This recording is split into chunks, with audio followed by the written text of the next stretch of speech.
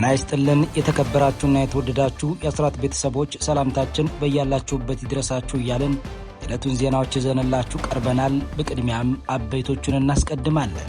የሰዴ ከተማ በቴዎድሮስ እዝ ቁጥጥር ስር መዋሏ ተነገረ። በፋኖ መንበሩ ጌትዬ ስም በተሰየመው ዘመቻ ድል መቀዳጀቱን ያበሰረው የአማራ ፋኖ ብሔራዊ ንቅናቄ ቴዎድሮስ እዝ የ201ኛና የ206ኛ ኮር ጥምር ኃይሎች ባደረጉት የተቀናጀ ማጥቃት የሰዴ ወረዳ ዋና መቀመጫ የሆነችውን ሰዴ ከተማን ሙሉ በሙሉ መቆጣጠሩን አሳውቋል። በሁለት ኮሮች ቅንጅት በተመራው በዚህ ጥቃት የአገዛዙን ካምፕ በመደምሰስ ከፍተኛ ቁጥር ያለው የሰው ኃይልና ወታደራዊ ቁሳቁስ መማረኩም ተገልጿል። ተጨማሪውን ይዘናል።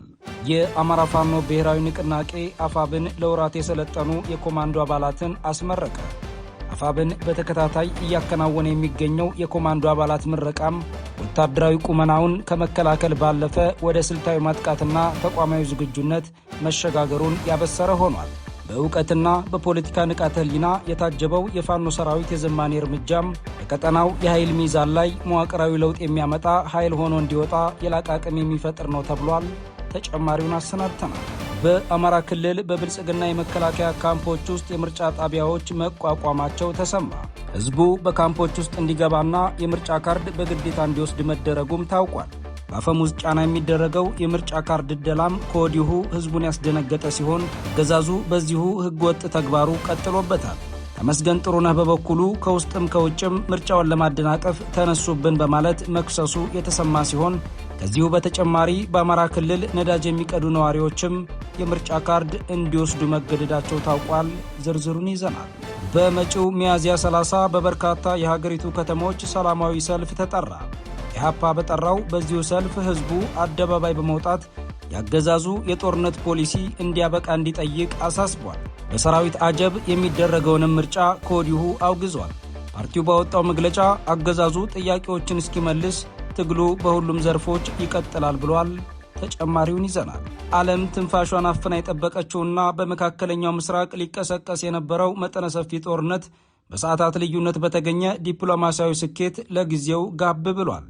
የአሜሪካው ፕሬዝዳንት ዶናልድ ትራምፕ በኢራን ላይ ሊፈጸም የነበረው ጥቃት መሰረዙንና የ2 ሳምንት የተኩስ አቁም መደረሱን ሲያበስሩ፣ ቴህራንም በበኩሏ ለዓለም ኢኮኖሚ ወሳኝ የሆነውን የሆርሙዝ ሰርጥ ክፍት ማድረጓን አስታውቃለች። ከዋይት ሃውስ እስከ ኢስላማባድ ከቴህራን እስከ ቤጂንግ የተዘረጋው ጥብቅ ዲፕሎማሲያዊ ሽምግልናም ፍሬ አፍርቶ ዓለምን ለሳምንታት ሲያናውጥ የነበረው ወታደራዊ ፍጥጫ ወደ ተኩስ አቁም ተቀይሯል። በኢራን በኩል የታየው የሰው ጋሻ ወይም ህዝባዊ ንቅናቄና በአሜሪካ በኩል የቀረበው የሰላም ምክር ሐሳብ ቀጠናውን ካሰቃቂ ጦርነት የታደገው ቢመስልም እስራኤል በሊባኖስ በኩል የያዘችው አቋም ግን አሁንም ስጋቱን አስቀጥሎታል። ዝርዝሩን ይዘናል። እነዚህንና ሌሎች መረጃዎችን ይዘናል። በድጋሚ አብራችሁ እንድትቆዩ እየጠየቅን በቀጥታ ወደ ዝርዝር መረጃዎቹ እናመራለን።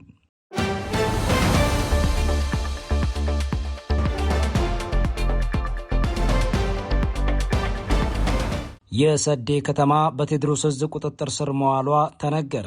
በፋኖ መንበሩ ጌትዬ ስም በተሰየመው ዘመቻ ድል መቀዳጀቱን ያበሰረው የአማራ ፋኖ ብሔራዊ ንቅናቄ ቴዎድሮስ እዝ የ201ኛና 206ኛ ኮር ጥምር ኃይሎች ባደረጉት የተቀናጀ ማጥቃት የሰዴ ወረዳ ዋና መቀመጫ የሆነችውን ሰዴ ከተማን ሙሉ በሙሉ መቆጣጠሩን አሳውቋል። በሁለት ኮሮች ቅንጅት በተመራው በዚህ ጥቃት የአገዛዙን ካምፕ በመደምሰስ ከፍተኛ ቁጥር ያለው የሰው ኃይልና ወታደራዊ ቁሳቁስ መማረኩም ተገልጿል። እዙ 201ኛና 206ኛ ኮሮችን በማቀናጀት በወሰዱ የተቀናጀ ወታደራዊ እርምጃም የምስራቅ ጎጃም ዞን የሰዴ ወረዳ መቀመጫ የሆነችውን ሰዴ ከተማንና መላው ወረዳውን በቁጥጥር ስር መዋሉን ገልጿል። በአርበኛ መንበሩ ጌትዬ ስም በተሰየመው ዘመቻ በወረዳው የነበረውን የብልጽግና የጦር ካምፕ ሙሉ በሙሉ በመደምሰስ አካባቢውን ካገዛዙ ነፃ ማውጣት መቻሉን የዙ ወታደራዊ አመራሮች ለአስራት ገልጸዋል። በውጊያው ወቅት የአገዛዙ ኃይል ድሮንና መድፍ በመጠቀም ከተማዋን ላለመልቀቅ ጥረት ቢያደርግም በፋኖ ብርቱ ጥቃት ሊሸነፍ እንደቻለም ተገልጿል። በዚህ መጠነ ሰፊ ውጊያ በርካታ ድሎች መመዝገባቸውን የገለጸው እዙ በውጊያው ወቅት 167 የአገዛዙ ሰራዊት አባላት መደምሰሳቸውንም አሳውቋል። ከእነዚህ መካከልም 90 የመከላከያ ሰራዊት አባላት፣ 22 የፌዴራል ፖሊስ አባላትና 55 ሚሊሻዎች መሆናቸውንም ጨምሮ ገልጿል።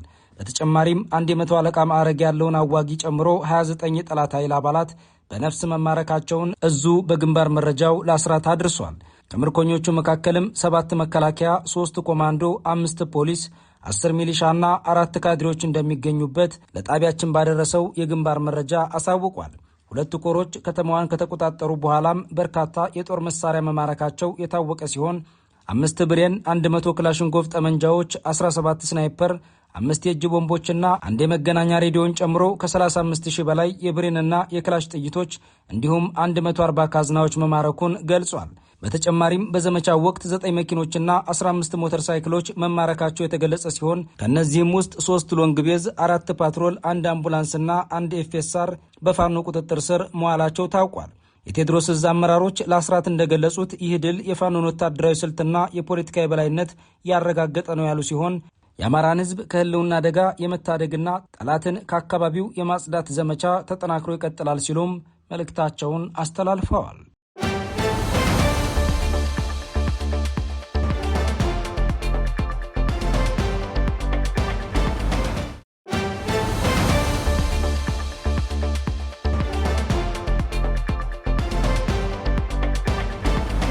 የአማራ ፋኖ ብሔራዊ ንቅናቄ አፋብን ለወራት የሰለጠኑ የኮማንዶ አባላትን አስመረቀ።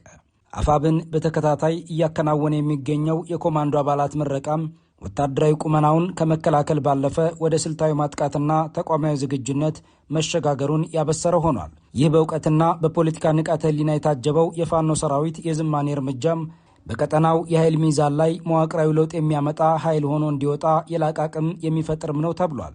በአማራ ፋኖ ብሔራዊ ንቅናቄ አፋብን ስር የሚገኘው የበላይ ዘለቀ ዕዝ የዳግማዊ ቴዎድሮስ 5ኛ ኮር ጥቁር አንበሳ ክፍለ ጦር ለበርካታ ወራት ወታደራዊና ፖለቲካዊ ስልጠና ሲከታተሉ የነበሩ የኮማንዶ አባላቱን በደማቅ ሁኔታ አስመርቋል። ይህ የምረቃ ስነ ስርዓት ድርጅቱ ካለበት ወቅታዊ የመከላከል ቁመና ወደ ላቀ ወታደራዊ ዝግጁነት መሸጋገሩን የሚያመላክት እንደሆነም ተገልጿል። በተለይ ባለፉት ጥቂት ወራት በፋኖ መዋቅር ውስጥ እየታዩ ያሉ የተቋማዊ እድገት መገለጫዎች የትግሉን ከፍታ ያረጋግጡ መሆናቸውም ተጠቁሟል።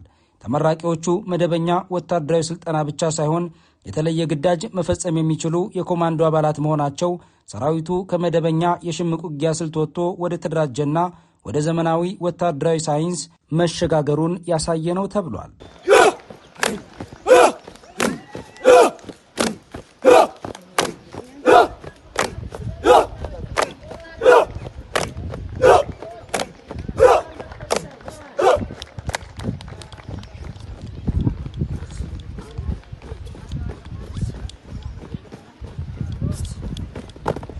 በተጨማሪም አፋብን በተዋረድ የጠነከረ ወታደራዊ መዋቅርና ግልጽ የሆነ የአመራር እርከን እየገነባ መሆኑ የተገለጸ ሲሆን ሰልጣኞቹ ከወታደራዊ ጥበብ ጎን ለጎን የፖለቲካ ስልጠና መውሰዳቸው ሰራዊቱ ዓላማውን የሚያውቅና በተቋማዊ ዲሲፕሊን የሚመራ ኃይል እንዲሆን ለማድረግ ድርጅቱ በቁርጠኝነት እየሰራ እንደሚገኝም ያመላከተ ሆኗል። በጉዳዩ ላይ አስተያየታቸውን የሰጡን ወታደራዊ ተንታኝ በበኩላቸው በዚህ አንድ ወር ውስጥ ብቻ በአራቱም የአማራ ግዛቶች ለ4ኛ ጊዜ መሰል የምረቃ ፕሮግራሞች መካሄዳቸው የአፋብንን የአቅም ግንባታ ፍጥነት ከመቼውም ጊዜ በላይ ማደጉን ያመላከተ ነው ብለውታል። ተንታኙ አክለውም በአጭር ጊዜ ውስጥ ሰፊ የሰው ኃይል የማሰልጠንና የማሰማራት አቅሙ ማደጉ በመላው ክልሉ የሚገኙ የፋኖ እዞች በተቀናጀ ሁኔታና በተመሳሳይ የጊዜ ሰሌዳ ተቋማዊ ግንባታ ላይ መጠመዳቸውና የሰራዊቱ ወታደራዊ ቁመና ካለፉት ጊዜያት በበለጠ ለከፍተኛ ግዳጅ ዝግጁ መሆኑን የሚያመላክት ነው ብለዋል። በምረቃ ስነ ስርዓቱ ላይ የተገኙ የፋኖ አመራሮች በበኩላቸው የዚህ ኃይል መመረቅ ለአማራ ሕዝብ ህልውና መጠበቅ ብቻ ሳይሆን የድርጅታችንን መዋቅራዊ ጥንካሬና የረዥም ጊዜ የትግል ዝግጁነትን ለወዳጅም ለጠላትም ያበሰረ ነው ሲሉ ተደምጠዋል። በአጠቃላይ የጥቁር አንበሳ ክፍለ ጦር የኮማንዶ አባላት ምረቃ የአማራ ፋኖ ከተበታተነ እንቅስቃሴ ወጥቶ ወደ ተማከለ ሳይንሳዊ ተቋማዊና ግዙፍ ወታደራዊ ኃይልነት እየተቀየረ መምጣቱን ያመላከተ ትልቅ ማሳያ ተደርጎ ተወስዷል።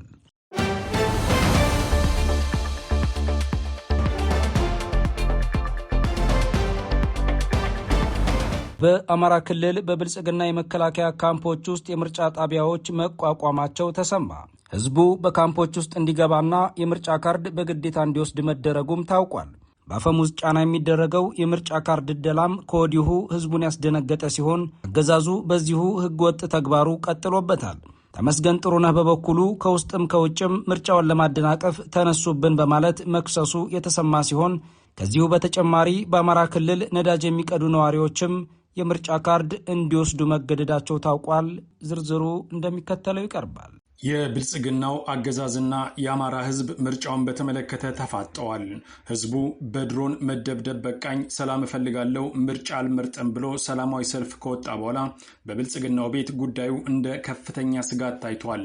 የአማራ ህዝብ በዚህ ደረጃ የሚያስተላልፈው መልእክት በቀላሉ ያላየው አገዛዙ አሁን ደግሞ በአገዛዙ መከላከያ ካምፖች ውስጥ የምርጫ ጣቢያ በማቋቋም ህዝቡ ካምፕ ውስጥ እንዲሰበሰብ በማድረግ ላይ ነው። በአፈሙዝ የታጀበው የብልጽግና ምርጫ ያገዛዙ ሰራዊት ማስፈጸም መጀመሩ በርካቶችን አስደንግጧል። የአገሪቱን ዳር ድንበር ማስከበር ሲገባው ከገበሬ ጋር መንደር ለመንደር ሲፋለም የሚውለው የአብይ አህመድ ሰራዊት አሁን ደግሞ የምርጫ ሰባኪና አስፈጻሚ ሆኖ መጥቷል። በዚህ መንገድ በአፈሙዝ ተገደው የምርጫ ካርዱን የወሰዱት የአማራ ነዋሪዎች በቀጣይ አገዛዙን ራቁቱን የሚያስቀሩበት የተለያዩ ህዝባዊ ምላሾችን ለመፈጸም እየተዘጋጁ መሆኑን ተሰምቷል። ከአማራ ህዝብ ጋር እልህ ውስጥ የገባው አብይ አህመድ ከዚህ በኋላ የአማራ ህዝብ ጋር ምንም አይነት ውል እንደሌለው ስለተረዳ በግድ ፈልጉኝ የሚመስል እርምጃውን ቀጥሎበታል እየተባለ ነው። የአማራ ህዝብ ካለው ታሪካዊ ስብዕና አንጻር የሚያደርገውን ያውቃል የሚሉ ታዛቢዎች ምርጫ አንፈልግም ብሎ ሰላማዊ በሆነ መንገድ ሐሳቡን መግለጹ መብቱ እንጂ አብይ አህመድ የሰጠው ችሮታ እንዳልሆነ አስምረውበታል። ምርጫው በመቃረቡ ምክንያት የብልጽግና የሚዲያ ሚሊሻዎች ሳይቀሩ የአማራ ህዝብ የሌለበት ጉዳይ ዋጋ አይኖረውም እስከ ማለት የደረሱ ሲሆን ይህም የአብይ አህመድ ሌላው ኮንቪንስ ኤንድ ኮንቪውስድ ስትራቴጂ ተደርጎ ተወስዷል። በሌላ በኩል በአማራ ከተሞች ነዳጅ ለመቅዳት የተሰለፉ ነዋሪዎች ማደያ ውስጥ ካርድ ውሰዱ የሚል ግዴታ ተጥሎባቸዋል። እነዚህ ሰዎች በሰሞኑ የነዳጅ እጥረት ምክንያት ለብዙ ቀናት ሰልፍ መጠበቃቸውና መጉላላታቸው ሳያንስ የብአዴን ካድሬዎች ማደያ በመገኘት የምርጫ ካርድ እንዲወስዱ በመጠየቅ ሌላ ችግር እየፈጠሩባቸው መሆኑ ተሰምቷል። ነዳጅ ቀጂዎቹ ካርድ አንወስድም የሚል አቋማቸውን ቢገልጹም የማትወስዱ ከሆነ ነዳጅም አትወስዱም ተብለዋል። የአገዛዙ ምክትል ጠቅላይ ሚኒስትር ተመስገን ጥሩነህ በጉዳዩ ላይ በሰጠው ማብራሪያ ከውስጥም ከውጭም ምርጫውን ለማደናቀፍ ተነስተውብናል በማለት ከሷል። ህዝብ እኛን እንዳይቀበል ምርጫውም እንዳይሳካ 24 ሰዓት እየሰሩብን ነው ያለው ተመስገን ጥሩነህ እሱን ለማክሸፍ ጥረት እየተደረገ እንደሆነም ይገልጻል። የምርጫውን ድብታ ጠላት ባላቸው ኃይሎች ላይ ለማላከክ ቢሞክርም መሬት ላይ ያለው ተጨባጭ ሁኔታ ግን ምርጫውን እየሸሸ ያለው ራሱ ህዝቡ ነው ይባላል።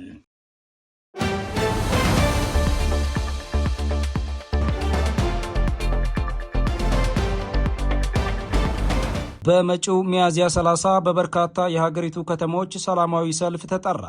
ኢህአፓ በጠራው በዚሁ ሰልፍ ህዝቡ አደባባይ በመውጣት ያገዛዙ የጦርነት ፖሊሲ እንዲያበቃ እንዲጠይቅ አሳስቧል። በሰራዊት አጀብ የሚደረገውንም ምርጫ ከወዲሁ አውግዟል። ፓርቲው ባወጣው መግለጫ አገዛዙ ጥያቄዎችን እስኪመልስ ትግሉ በሁሉም ዘርፎች ይቀጥላል ብሏል። ዝርዝሩ እንደሚከተለው ይቀርባል።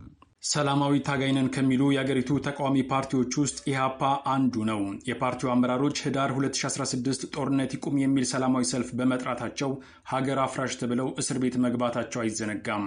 እንደነ ኢዜማ የመሳሰሉ ፓርቲዎች ደግሞ የብልጽግና ችሮታን እየጠበቁ የሚሰጣቸውን የወንበር ቁጥር እያሰላሰሉ ይገኛሉ። በቀጣይ 5 ዓመት ብልጽግናን እንዴት እንደሚያጅቡም ተግተው በመስራት ላይ ናቸው። ከነዚህ የተቃዋሚ ፓርቲዎች ውስጥ የተሻለ የሚባለው ኢህአፓ ያስቀመጣቸው ቅድመ ሁኔታዎች እስካሁን ድረስ ባለመመለሳቸው ህዝቡን አደባባይ ጠርቷል። ፓርቲው እንደሚለው ያስቀመጣቸው ቅድመ ሁኔታዎች በብልጽግናው አገዛዝ ሊመለሱ አልቻሉም። የምርጫ አስቻይ ሁኔታ ቢኖር ኖሮ ኢህአፓ አይኑን ሳያሽ በምርጫው ተሳትፎ የኢትዮጵያ ህዝብ ከቀጣይ መከራና እልቂት ለመታደግ ኢትዮጵያንም ከተደቀነባት የመፍረስ አደጋ ለማዳን የበኩሉን አስተዋጽኦ ያበረክታል፣ ሙሉ ዝግጅትም አድርጎ ነበር በማለት ሀተታውን ቀጥሏል። ነገር ግን ገዢው ብልጽግና ፍላጎቱ ዲሞክራሲያዊ ምርጫ ማካሄድ ሳይሆን ዛሬ ከቻለ አታሎ አጭበርብሮ ሸውዶና ከዛም አልፎ ጨቁኖና አፍኖ ተመርጫለው እወቁልኝ ለማለት ነው ሲል ከሷል። በጦርነት መፈናቀል፣ የንጹሃን የጅምላ ግድያና እስር የኢትዮጵያ መልኮች በሆኑበት ወቅት የሚካሄድ ምርጫ ለስርዓቱ ንጹሃንን በጅምላ መግደልህን፣ ማሰርህን፣ ማሳደድህን፣ ዜጎችን በፖለቲካ አመለካከታቸው ምክንያት በግፍ ማጎርህን ቀጥል ብሎ መፍቀድና የህዝብንም ስቃይ ከማስቀጠል የዘለለ ትርጉም አይኖረውም ሲል ገልጿል። በአንዳንድ አካባቢዎች ላይ በሰራዊት ታጅቦ ምርጫ ለማድረግ መታቀዱም ብልጽግና ለቀጣይ 5 ዓመታት በኃይል ስልጣን ላይ ለመቆየት ያለውን ፍላጎት የሚያስረግጥ ነው በማለት ቀውሱን ዘርዝሯል። የትግራይ ህዝብ ለሁለተኛ ጊዜ የማይወከልበት፣ የአማራ ህዝብ ብልጽግና በጀመረው ጦርነት ወላፈን እየተገረፈ በሚገኝበትና በማይወከልበት፣ በኦሮሚያ ክልል ውስጥም በርካታ አካባቢዎች ለዓመታት በጦርነት እየተማገዱ ባሉበትና ፖለቲካዊ መፍትሄ ባልተቀመጠበት የሚካሄድ ምርጫ ትርጉሙ እጅግ አደገኛና የሀገር አንድነትን ከመሰረቱ እንዲናጋ የሚያደርገውም ነው በማለት አስጠንቅቋል። የንጹሃንን ጭፍጨፋ እንዲቆም፣ የኑሮ ውድነቱ የዜጎችን ህይወት እያመሰቃቀለ ስለሆነ በአስቸኳይ እርምጃዎች እንዲገታ፣ የንጹሃን ዜጎች እስር፣ ማንነት ተኮር አፈሳዎች፣ ወከባዎችና ግድያዎች እንዲቆሙ፣ የዜጎች መፈናቀል፣ ከመኖሪያቸው መባረር እንዲቆም፣ ሙስና፣ አድላዊነትና አግላይነት እንዲወገዱ፣ በውጤቱም አምባገነንነት ከህዝብ ትከሻን ለማስወገድ የሚሻ በኢትዮጵያ በሙሉ የሚፈጸም ህዝባዊ ሰልፍ መጥራቱን አስታውቋል።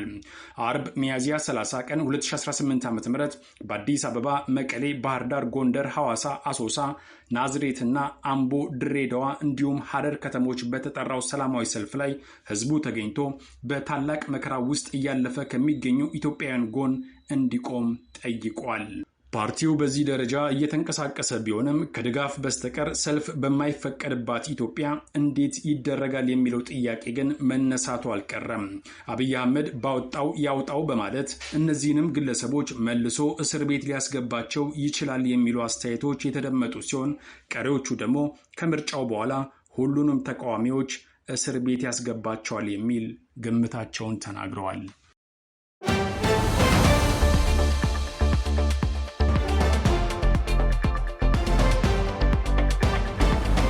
ዓለም ትንፋሿን አፍና የጠበቀችውና በመካከለኛው ምስራቅ ሊቀሰቀስ የነበረው መጠነ ሰፊ ጦርነት በሰዓታት ልዩነት በተገኘ ዲፕሎማሲያዊ ስኬት ለጊዜው ጋብ ብሏል።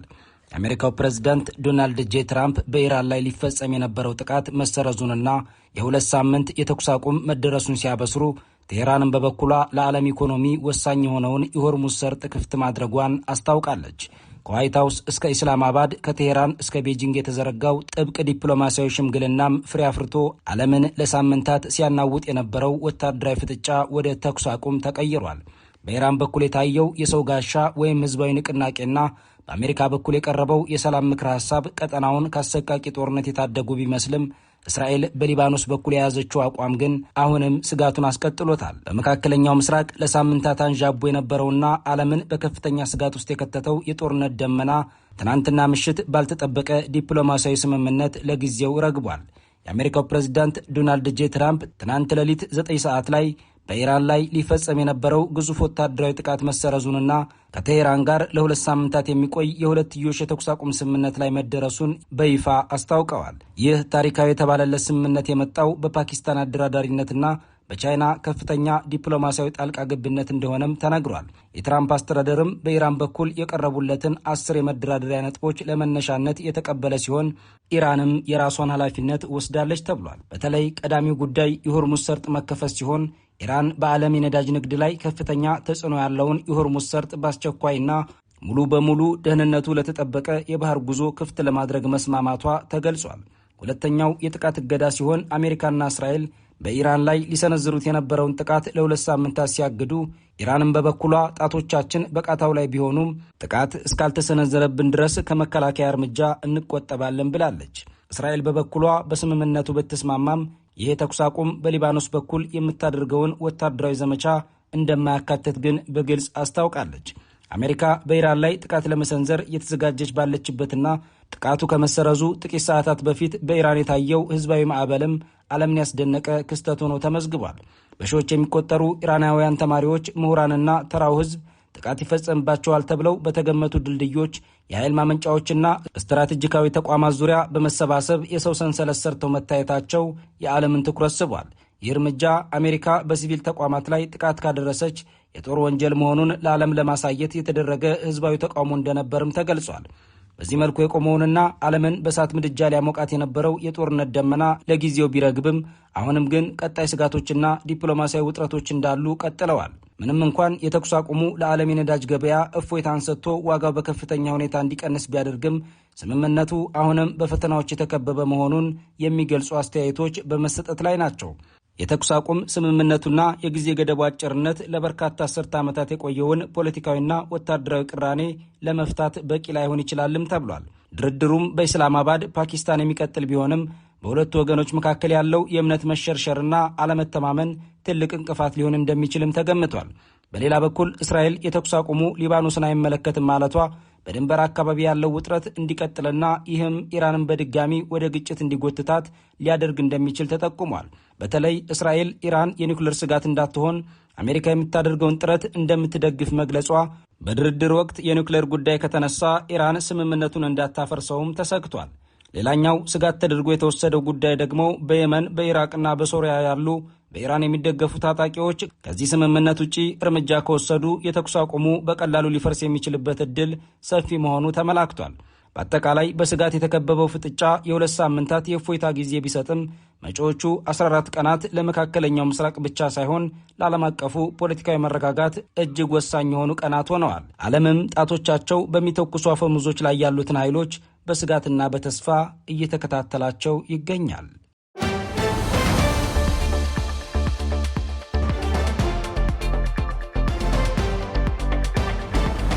ክብራትና ክብራን ቤተሰቦቻችን ለዛሬ መጋቢት 30 2018 ዓ.ም የተሰናዱ መረጃዎቻችን የተከታተላችኋቸውን ይመስሉ ነበር።